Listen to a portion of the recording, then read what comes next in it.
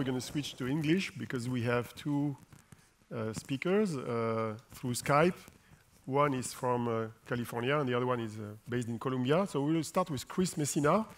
I hope we're going to see him somehow on the screen. Chris is an amazing guy. I didn't know him a while ago, but when I discovered him, I found out that this guy is 36 only.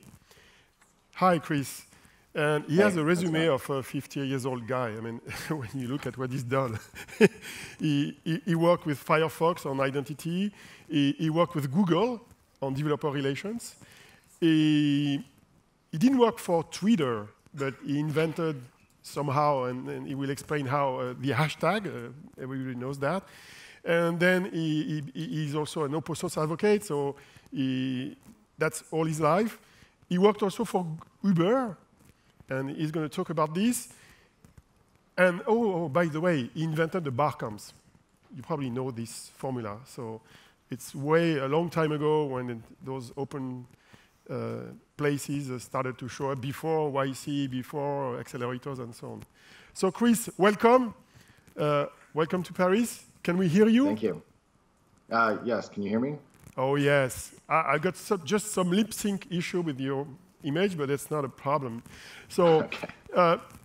The first question I have for you, given we have people from La Poste and other companies here in the audience, is you worked at very different places. Can you explain us what you have discovered with regards to innovation and culture? What are the big differences you found in Uber, in Google, in Firefox? And what can we learn from this to drive more innovation culture or better innovation culture? Yeah, this is a really great question. And each of the companies that I've worked for and projects that I've been involved with have taught me a lot about business, about getting things done, and about really what drives and motivates you to do the work that you do. In terms of what's motivated and driven me most of my career, it's really been about making technology more accessible and easier to use for more people. And it's also been a sort of pattern of watching how people behave with each other kind of organically and naturally, observing those behaviors and then learning how to make what they do easier or more social.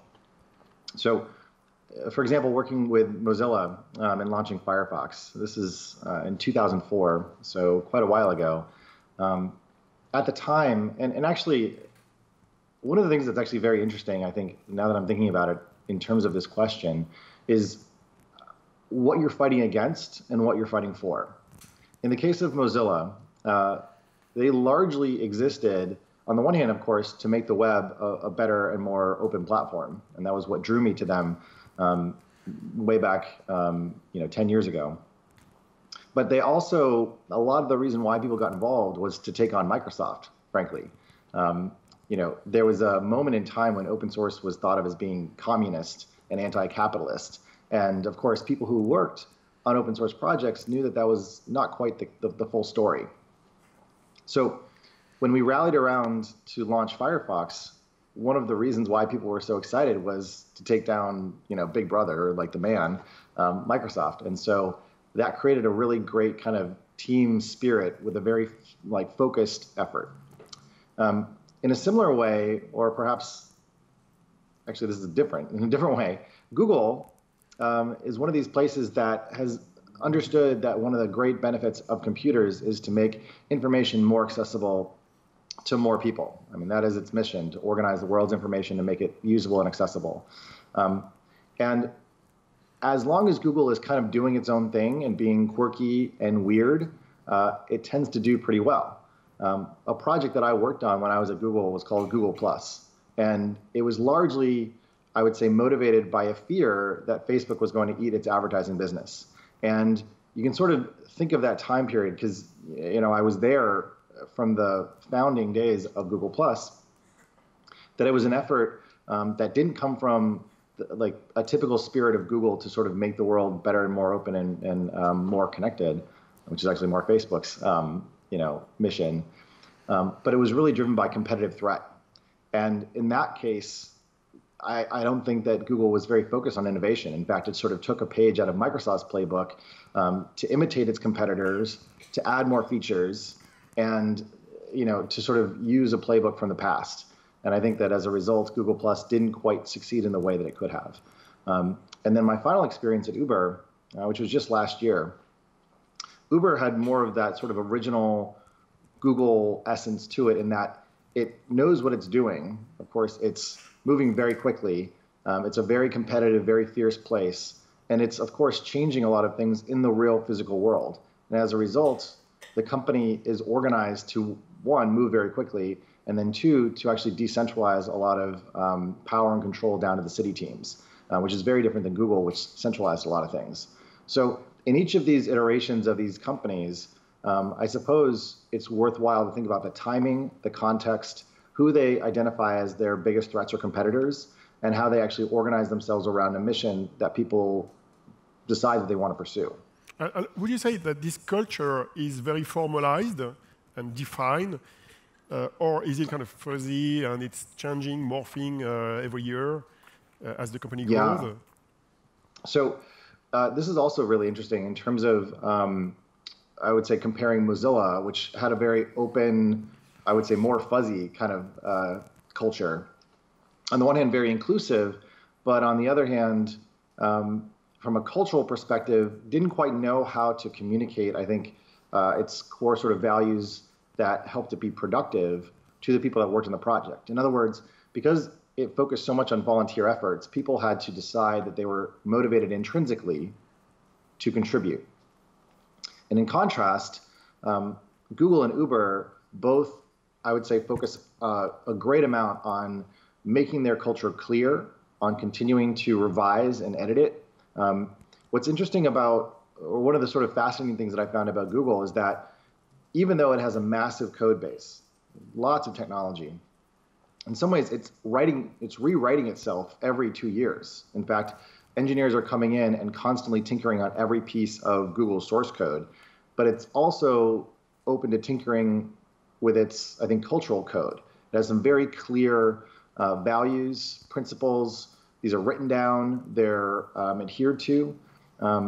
And so it's very, like, once you get there and you go through orientation, you sort of get a sense for what that company is about. In a similar way, Uber has 14 cultural values, and they kind of drill them into you over what's called Uberversity, which is this week-long training, basically, for new Uber employees. And in fact, they go so far as to evaluate your performance in performance reviews based on adherence to those values. So through and through, they're very clearly trying to sort of get you into a coherent mindset so that people are operating under the same ideas and assumptions. Good. And now we're going to switch the discussion to customer orientation. That's the mojo of any good company, I would say. And you've been involved as well in different situations there, and particularly in the one with Uber, where you designed some of the UI of the Uber application. The big discussions around customer orientation is, should we listen to customer? Should we look at customer? How can we do this? Is it the Apple way? Is it the Google way? Is it even the former Microsoft way, using these so-called usability labs and looking at what customers are doing in a very narrow way and very detailed way? So what did you practice in your different jobs, particularly with Uber, and what's the best practices you would like to convey to communicate? Yeah, so there's no one answer, I think, to this question. Of course, you might be asking the question, how do you build great products?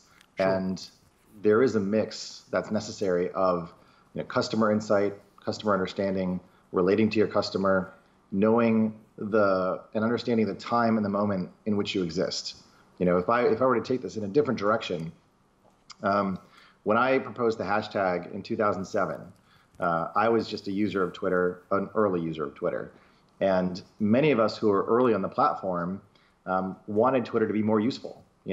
Back then, the story around Twitter was that it was a place to go to share what you had for breakfast, and therefore it was very boring. And so we thought, though, that there was something happening here. We'd gone through the period of blogging where, of course, many of us were writing long-form posts, essentially emails that were public. And Twitter came along and said, actually, if you just take away like the body of your message of your blog post and just send the title in 140 characters, that can be a very fast and easy way to publish, and you can do it from your phone. Now, to me and my friends, we thought that's great, but it's a lot of noise. So how can we make this more useful? Well, at the time, web forums were very, popular. And so people thought, well, let's just build web forums into Twitter and call it a day. It was sort of what people understood and knew. But to me, the promise of Twitter was to build a solution for the mobile era of computing, frankly. The iPhone had just come out in June of this year, of 2007. And so by August, we were still using a lot of BlackBerries and Nokia feature phones. So I wanted a way to post to groups that was very simple and straightforward. And so by observing behavior, watching what my friends and peers were doing, we being the early adopters, I could sense that if we just added the label to the tweet itself, that would actually be the best way and the simplest way to solve this problem. Now, I took this idea to Twitter. Talk about innovation, right? I took this idea to Twitter's headquarters, and I talked to Biz. How big was it back then, the company, Twitter? The company? It was very small. In 2007-8, it was less than maybe 20, 30 people? Yeah, probably 30 people. I walked in the corporation it is right now. No, there was no security. I just walked right in. This is in South Park in San Francisco. So what was the response? So essentially, Biz kind of looked at me funny, like, what do you want to do? This idea is crazy. It's never going to work. This is such a nerdy idea. Thank you, Chris, for your contributions. But we're going to keep building this the way that we know how. And because they'd recently left Google after selling Blogger to Google, they believed that an algorithm would solve the problem, that they could never convince human people to add the pound symbol in front of words to create these tags. And so I thought, well, they must know something, right? I mean, these are the guys who run Twitter. But I decided that it was still a good enough idea that was worth telling my friends about who are building apps for Twitter's API. In other words, ways of integrating with the Twitter application itself. And so over time and over the years, more people adopted this idea, built it into their products. And of course, once Instagram came out, it became the de facto way of labeling your photos for discovery. So this is a case where Twitter as a company, as innovative as it might be and as ahead of the curve in terms of mobile computing it didn't believe that a simple solution like this could actually work. And instead, they had to wait for the community to actually adopt these things and then build it into the product. Now, they did eventually get there. And in fact, the hashtag now, I think, represents a good deal of Twitter's business given their advertising model. And of course, I've never been paid for that. But you didn't patent it. I saw a lot of discussions about patent. You didn't patent it. You're proud of this, I presume. I'm sure. Yes. Well, coming out of the Mozilla tradition and the open source tradition, sometimes when you want to change culture, the best way to do that is to not hold on to something so tightly that it dies. And this is the case with Barcamp, where I very clearly wanted to give it away and give it to the community.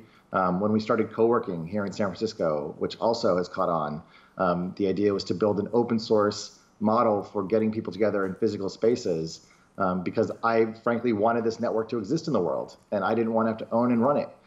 This is the power of the network and the power of the internet is to actually decentralize a lot of these activities and to encourage parallel innovation. So, when it comes to the culture of understanding your customers, sometimes you are the customer and sometimes you have instincts and insights that no one else has. Now, at the same time, you have to sort of adopt a humble attitude and recognize that just because you have this problem doesn't mean it's going to be a problem that everyone has. And then the question is, does your product allow for individuals to adopt and modify and co-innovate with you so that your needs can be met even if your needs are not representative of the whole or of the majority? And I guess the last thing that I would say about that is that we're living in a world of infinite A/B tests. In other words, there's lots of different experiences in every single digital product that exists. So for example, if you use Google on a regular basis, your experience of Google is actually very different than your neighbors. But it feels very personal and it feels like if you search for something, everyone else is going to have the same experience. In fact, that's not true. In addition, the Uber application itself has thousands upon thousands of experiments going on at any given time. And yet we feel that the Uber application itself is consistent or looks the same for everybody. And in fact, that's also not true. So from an organizational perspective, how can you enable the people who work for you to actually do live tests within your product for a small audience of people to find out if what you're doing actually works? And I should say Facebook is the same thing. So this is very common across technology companies. Right now, can you tell us about your job? You work for many different startups. You advise them on customer innovation. Can you talk a little bit about this and what's your views on the way the startup ecosystem is moving and which direction it's going? And maybe at the end, you can make a kind of quick summary on what's your views on the openness of the internet. Is it threatened? Is it threatened or not? Yeah, this is a very large question. Yeah, and you have 3 minutes. Great. So, okay. So I left Uber about a month ago. I decided that I want to move into the world of conversational products, messaging and voice and things like that. In terms of where this is all going and where startups are, I think, migrating to, we're entering a new phase of professionalization when it comes to the development of applications. On the one hand, there's more scaffolding, in other words, components that other people have built that you can take off the shelf and build technology products with than ever before. If I want to build a really good-looking website, I could probably do it in about 15 minutes because there's themes and templates, and designers have made a lot of their core assets available. So innovation now really is shifting into one around business models, around design, and around, I think, service. And so the real question is, how can you build a service that transcends all the different modes of technology consumption that people have across the many devices that they may use, whether it's a voice-driven device like the Echo, via connected home devices, via mobile phones, and so on.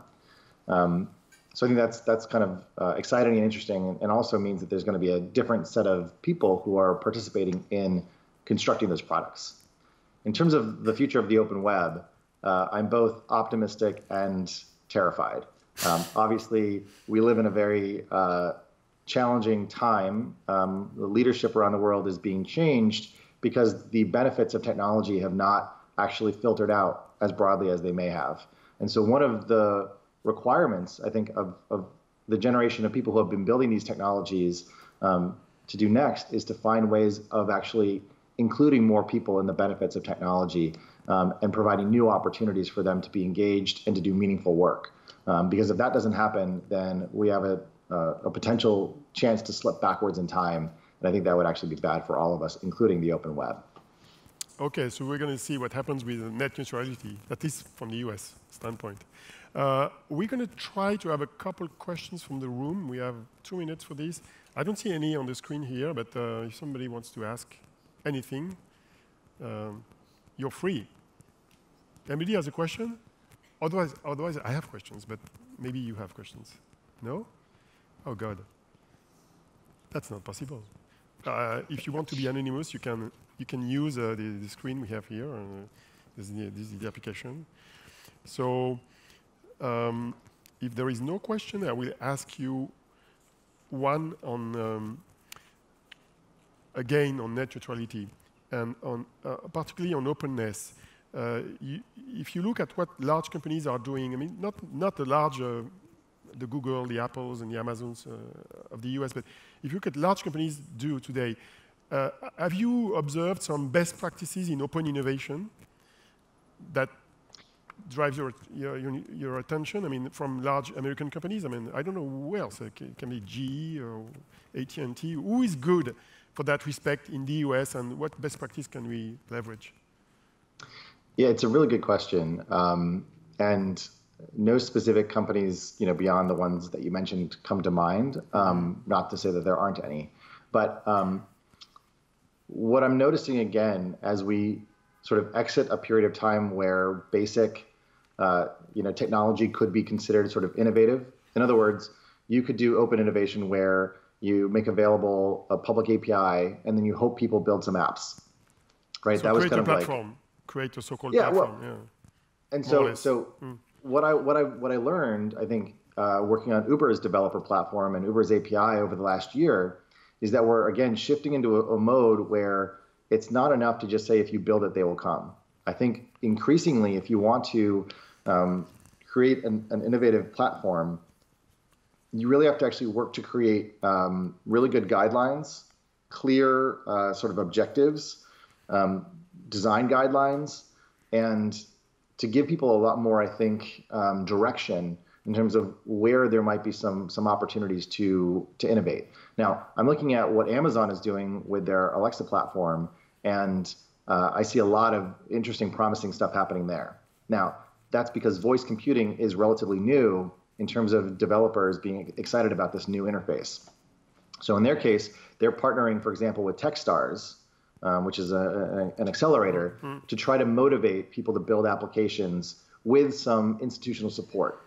So the contrast that I'm drawing is between a world where you used to be able to just build an API, as Twitter did, and have developers come and build stuff for you that were actually pretty good.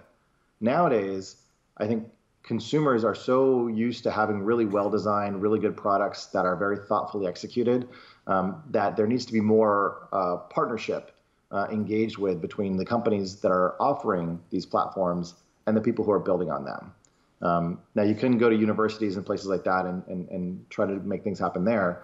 But it's also true that between different companies, there's a way of actually doing sort of co-innovation between different product groups. I'm seeing a lot of that happening as well. Thank you, Chris. It was very short, but we have to stop here. Where can we find you on the web? Chris Messina something? Yeah, in fact, you can find me at chrismessina.me. I actually have a bot. Okay, good. If you'd like to talk to my bot, you can find it at m.me/MessinaBot. And I am Chris Messina on Twitter if you want to say hello. Thank you very much, Chris. We can applaud, yeah.